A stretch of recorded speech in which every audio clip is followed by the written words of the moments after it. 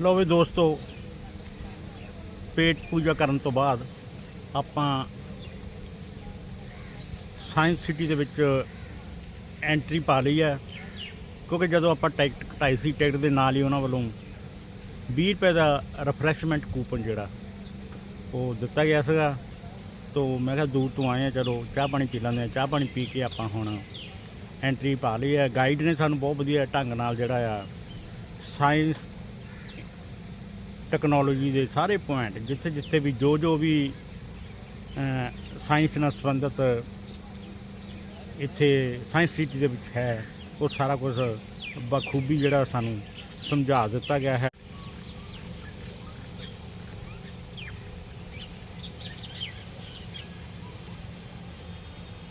तुसी देख सकते हो बिल्कुल साफ सुथरा वातावरण,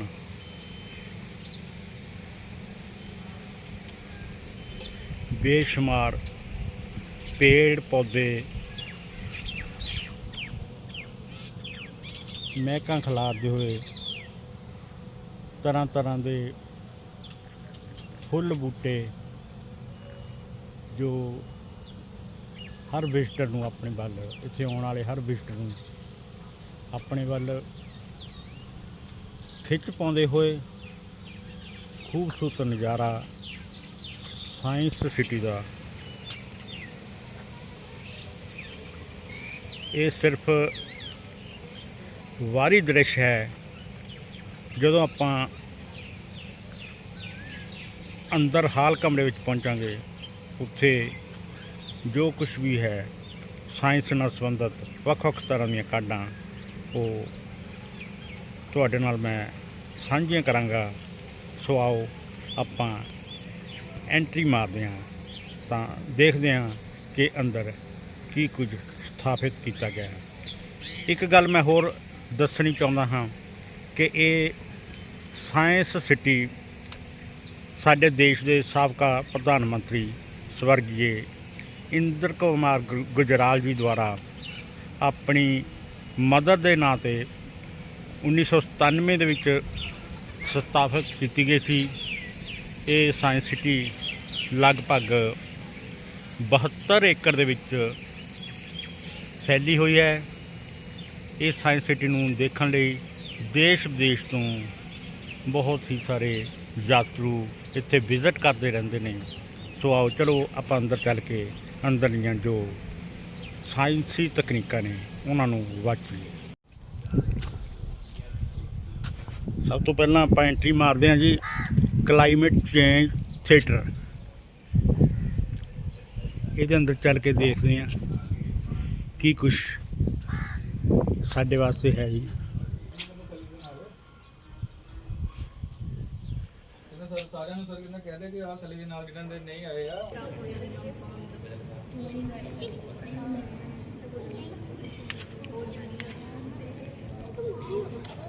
क्लाइमेट थिएटर का अंदरूनी दृश्य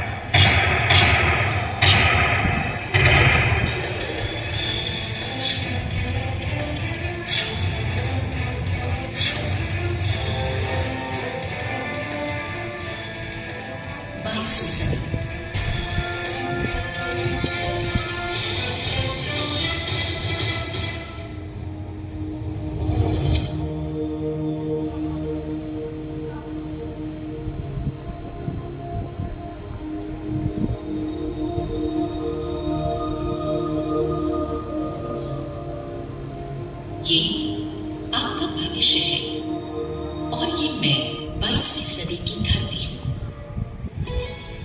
और ये हमारा आज है।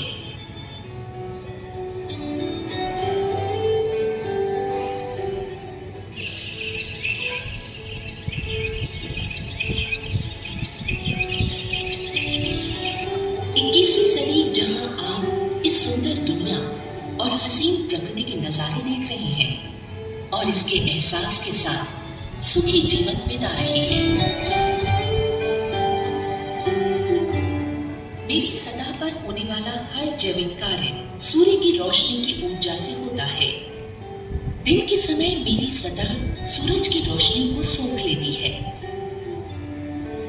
हालांकि इसका बड़ा हिस्सा वापस अंतरिक्ष में लौट जाता है, लेकिन मेरी सतह जितना सोख लेती है वो मुझ पर रह रहे जीवों के लिए जरूरी है।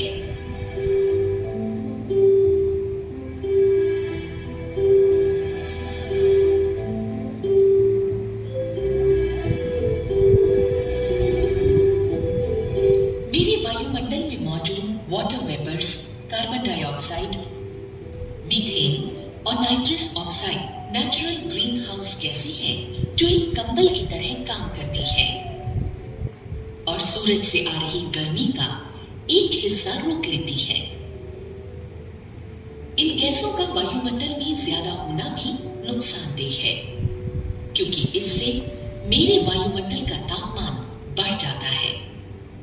मेरे तापमान का संतुलन सूरज से आ रही गर्मी और उसे अंतरिक्ष में वापस भेजने के अनुपात पर निर्भर करता है। ग्रीन हाउस गैसें तापमान के संतुलन के लिए महत्वपूर्ण है। Water vapours, carbon dioxide, ozone, methane और nitrous oxide natural green house गैसें हैं जो मेरे तापमान को औसतन 15 डिग्री सेल्सियस पर रखते हैं। मेरी सतह पर हर जगह का तापमान अलग है।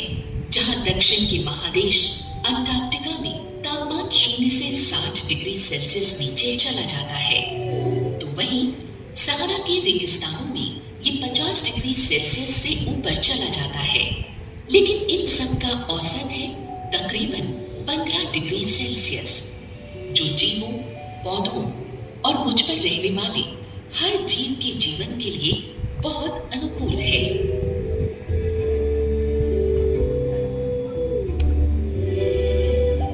मुझे लगता है कि आप कुछ सोच में पड़ गए कि ये सारी बातें मैं आपको क्यों बता रही हूँ।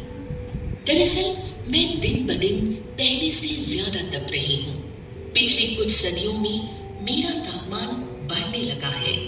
तकरीबन 0.4 डिग्री से लेकर 0.8 डिग्री सेंटीग्रेड तक।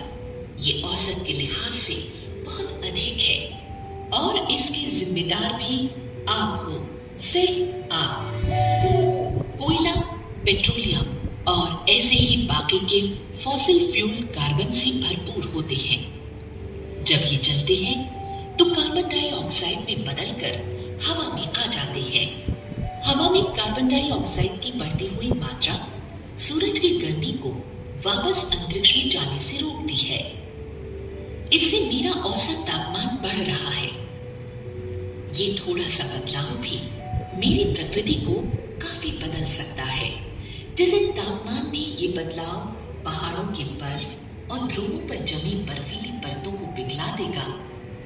ग्लेशियर पिघल जाएंगे और पीने लायक सारा पानी समुद्र में जाकर खारा हो जाएगा। इससे समुद्र का जल स्तर भी बढ़ेगा, जिससे न जाने कितने तटीय क्षेत्र के गांव, जंगल और उनमें रहने वाले जीव जंतुओं की जान खतरे में पड़ सकती है।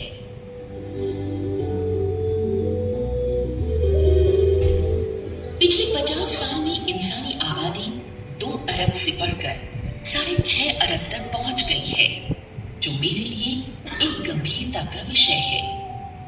दिन प्रतिदिन शहर बस रहे हैं, बड़ी बड़ी इमारतें बन रही हैं और हजारों की तादाद में बढ़ती मोटर गाड़ियां। हमें ये समस्या धीमी गति से बढ़ती महसूस हो रही है, पर वास्तव में ये बहुत ही तेज गति से बढ़ रही है। कुछ महत्वपूर्ण कारण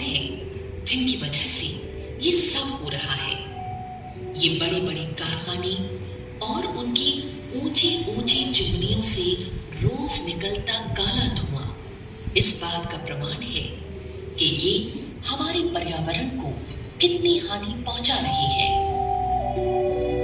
क्या आप जानते हो कि मुझे रात के समय जगमगाने के लिए आप कितनी बिजली का इस्तेमाल करते हो, और इस बिजली को बनाने में ना जाने कितना कोयला इस्तेमाल किया जाता है।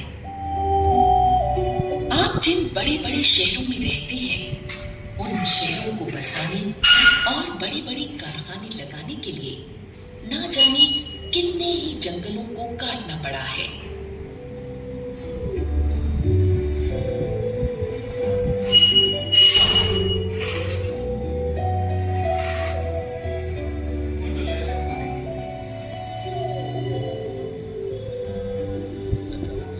इसी से अंदाजा लगा सकते हैं कि अगर एक कार 26,000 मील चलती है तो उससे जितनी कार्बन डाइऑक्साइड निकलती है, औसतन उतनी ही कार्बन डाइऑक्साइड एक स्वस्थ पेड़ हर साल कम करता है और हमारे वातावरण को स्वच्छ बनाता है। एक स्वस्थ पेड़ हर साल औसतन 13 पाउंड कार्बन डाइऑक्साइड सूखता है और आपको सांस लेने के लिए ऑक्सीजन देता है, जिसके बगैर जीवन संभव ही नहीं है। अगर तापमान ऐसे ही बढ़ता रहा तो इसका असर खासकर हमारे ग्लेशियर पर पड़ेगा। पूरे उत्तर भारत के मैदान को सींचकर उपजाऊ बनाने वाली गंगा गंगोत्री ग्लेशियर से निकलती है, जो मध्य हिमालय का 30.2 किलोमीटर लंबा ग्लेशियर है।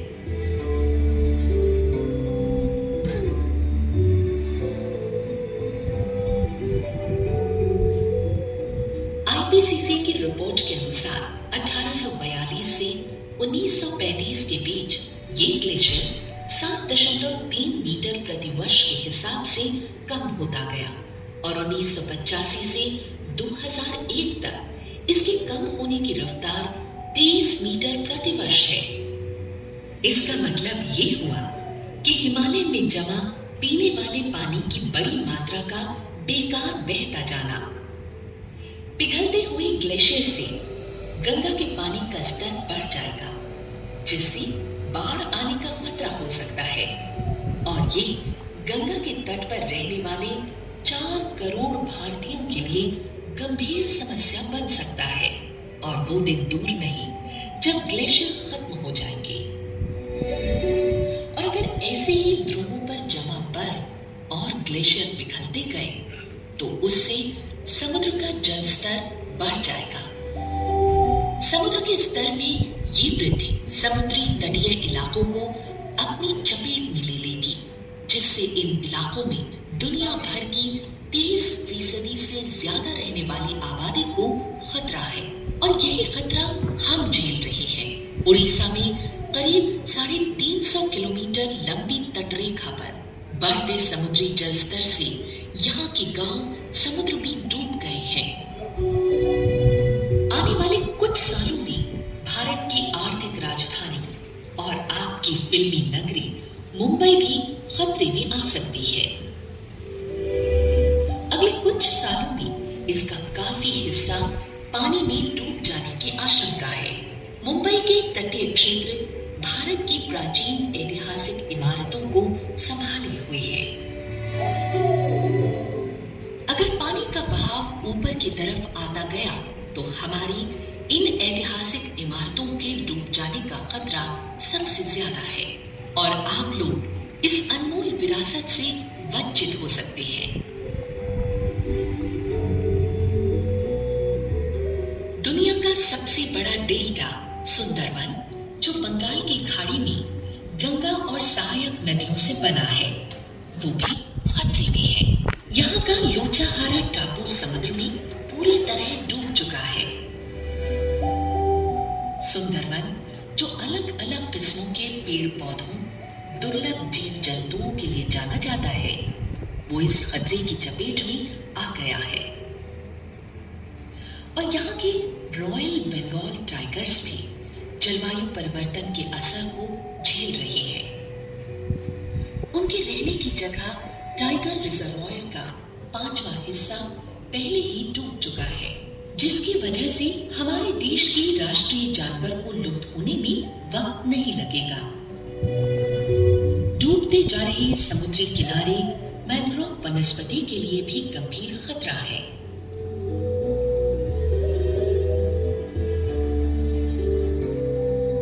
जहां पानी के बाहर की जिंदगी के खतरे की बात हो रही है, वहीं इसके विपरीत पानी में रहने वाले जीव जंतु भी जलवायु परिवर्तन के असर को महसूस कर रहे हैं। बढ़ता तापमान समुद्र की सतह में फैले मूंगा जंगलों के लिए खतरनाक साबित होगा। मूंगा यानी कोरल एक सुंदर समुद्री जीव है, जिसके समुद्र में होने से समुद्र के भीतरी पर्यावरण के सही होने का अनुमान बखूबी लगाया जा सकता है। कोरल रीफ समुद्र में रहने वाले जीव जंतुओं का घर है, जो वे देखने में पौधे जैसे लगते हैं।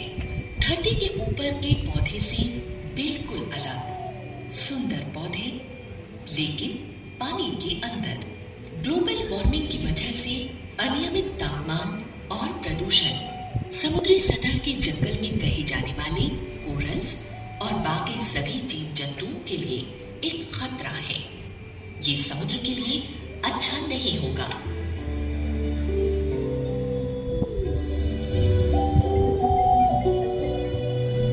धरती पर आ रहे इस बदलाव से कितनी चीजें बदल रही है।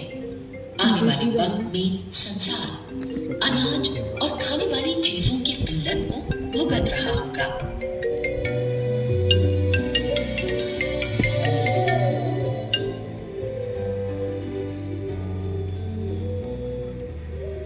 इस गर्मी को केवल आप ही नहीं महसूस कर रहे, बल्कि पहाड़ों पर रहने वाले लोग और वहां की वनस्पति पर भी इसका असर पड़ रहा है। आप जानते हैं कि सेब, जो कि छोटी और निचली पहाड़ियों पर पाए जाते थे, जैसे कुल्लू, वो भी इस वातावरण के बदलाव से अब वहां नहीं उग पाते। अब सेब बड़ी और ऊंची पहाड़ियों पर ही पाए जाते हैं और सेब की पैदावार दिन प्रतिदिन कम हो रही है।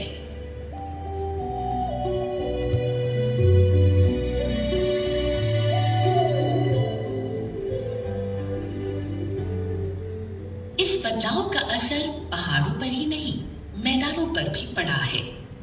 बारिश का पैटर्न बदल रहा है, जिससे धान की पैदावार पर असर होगा।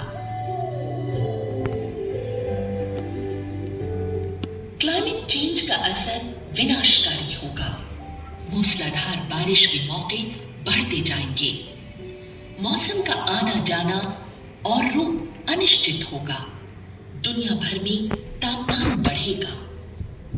जाड़ों का मौसम छोटा होता जाएगा। मौसमों में आने वाला ये बदलाव आपकी जिंदगी को सिरे से बदल देगा। क्या ये सब बातें आपको चिंतित नहीं कर रही? हालांकि जलवायु परिवर्तन को रोक तो नहीं सकते, लेकिन इसे धीमा और कम करने में आप बहुत बड़ी भूमिका निभा सकते हैं। आपको बस अपने पर्यावरण को लेकर थोड़ा सावधान रहने की आवश्यकता है और अपने लाइफस्टाइल में थोड़ा बदलाव लाने की भी जरूरत है। आपकी पीढ़ी बिजली और यातायात सुविधाओं के बगैर रह नहीं सकती, लेकिन आप इनके उत्पादन के तरीके में बदलाव ला सकती हैं और इसके लिए आपकी पीढ़ी के हाथों में है विज्ञान की ताकत। जैसे चमकते सूरज से दिन में सौर ऊर्जा का इस्तेमाल बिजली पैदा करने के लिए आप कर सकते हो। आपकी छत पर अगर सोलर पैनल लगा दिया जाए तो इसे पानी को भी गर्म किया जा सकता है। बहने वाली हवा में भी बहुत ऊर्जा होती है। ये बहती हुई हवा विंडमिल को घुमाती है, जिससे बिजली पैदा होती है और प्रदूषण भी नहीं फैलता।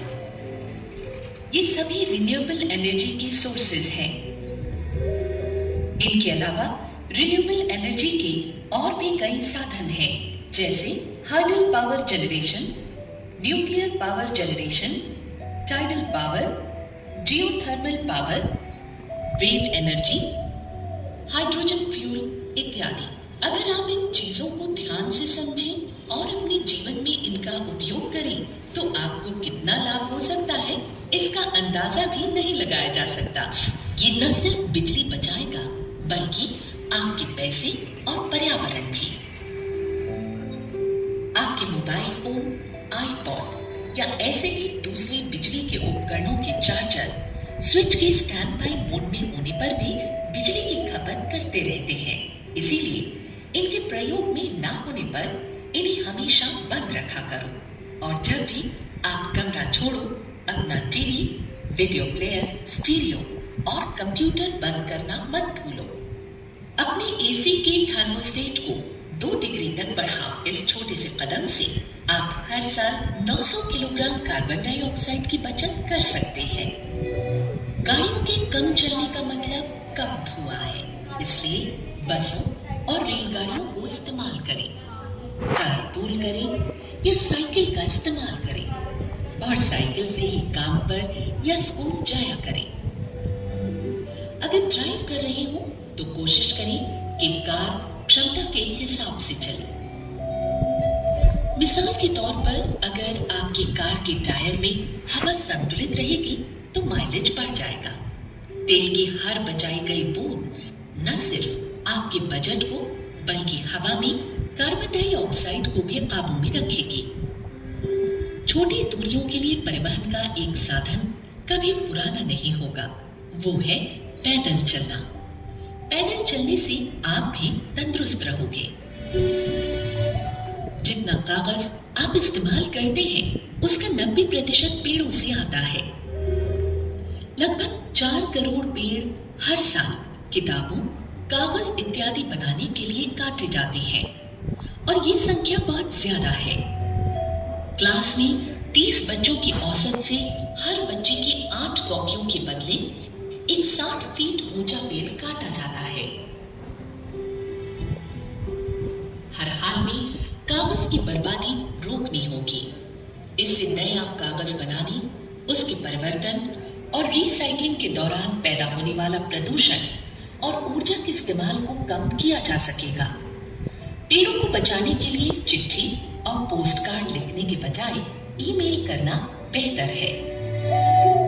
आप अपनी रोजमर्रा की जिंदगी में प्लास्टिक का इस्तेमाल करते हो, लेकिन ये बायोडिग्रेडेबल नहीं है, यानी जीवाणु इसे मिट्टी में नहीं मिला सकते। और जब प्लास्टिक को खत्म करने के लिए जलाया जाता है तो इससे बहुत सारी जहरीली गैसें निकलती हैं।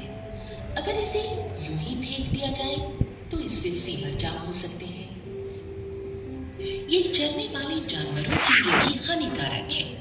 ये सबकी सामाजिक जिम्मेदारी है कि सब्जी या सामान खरीदने जाते वक्त कपड़े के थैले ले जाया करो और प्लास्टिक बैग में सामान लेने से मना करो। पानी बहुमूल्य है जिसे हम बिना सोचे समझे इस्तेमाल करते हैं।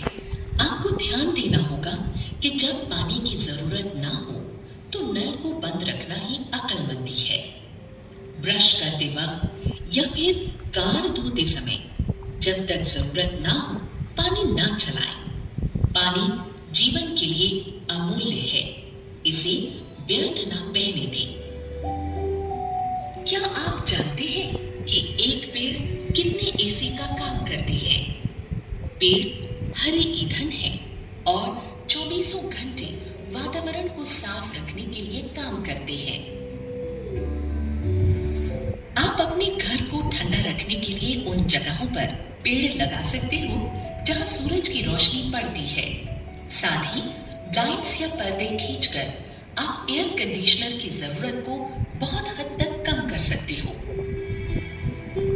डिसीडियस पेड़ सर्दियों में अपने पत्ते गिरा देते हैं।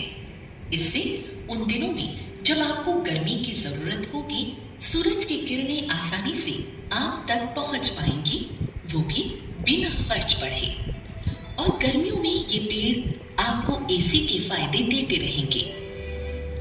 इस तरह आप सब मुझे हरा भरा भी रखेंगे। रोशनी के लिए बिजली के लैंप्स के बजाय कॉम्पैक्ट फ्लोरोसेंट लैंप्स यानी CFL घरों में लगाओ। CFL सामान्य बल्ब के मुकाबले 1/4 बिजली की खपत करते हैं और उनसे 8 गुना ज्यादा टिकाऊ भी होते हैं।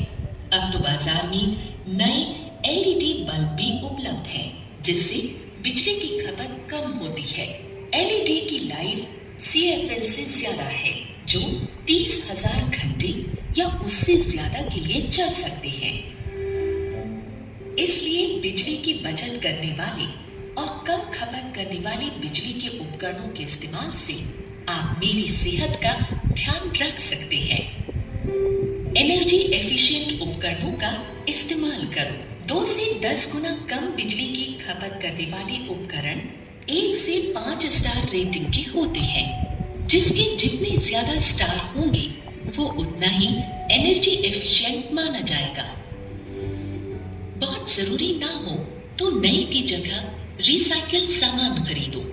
इससे इस चीज के बनने में लगी ऊर्जा का बेहतर उपयोग हो पाएगा।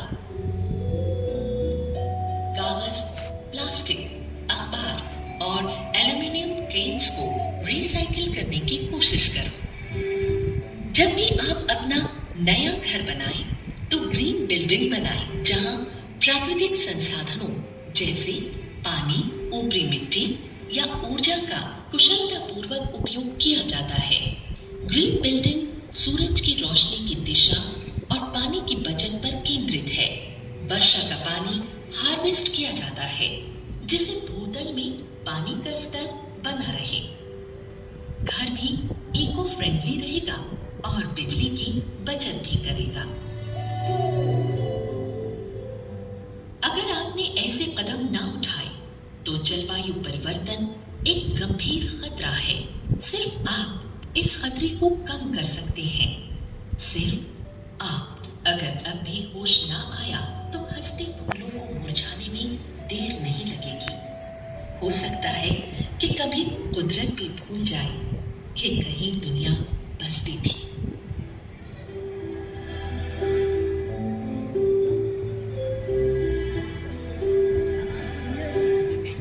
Think smart, think green.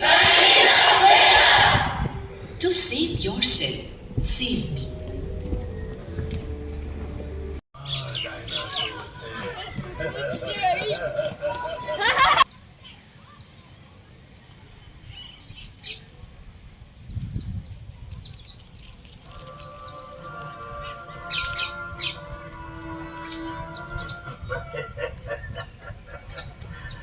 जानिए, डायनासोर्स की अद्भुत दुनिया को जानिए।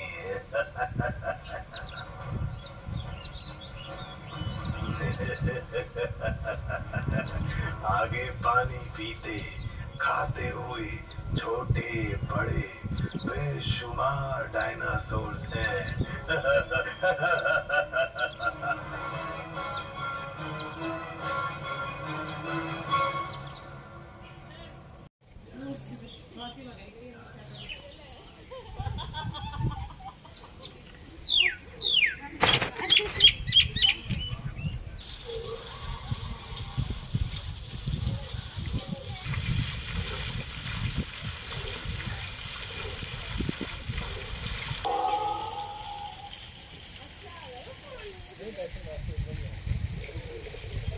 वाह जी वाह, डायनासोर।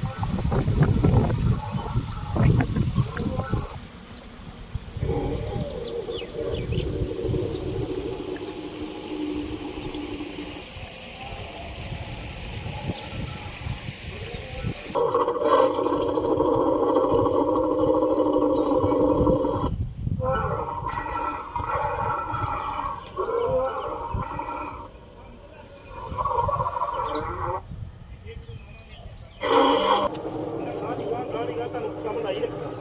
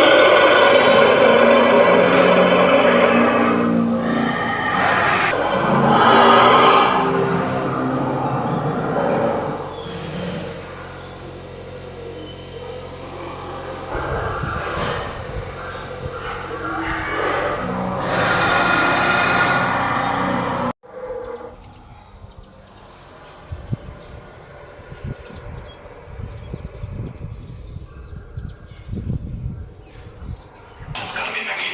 इनमें पेड़ पौधों को खाने वाले डायनासोर्स के साथ साथ मांस का भक्षण करने वाले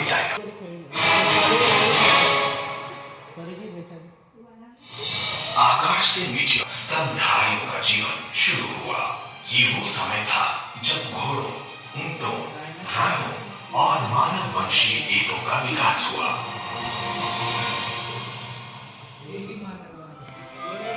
ऐसा माना जाता है कि 2.5 मिलियन वर्ष पूर्व आधुनिक आदमी का विकास शुरू हुआ, जिनके पूर्वज मानव वंशीय एप थे।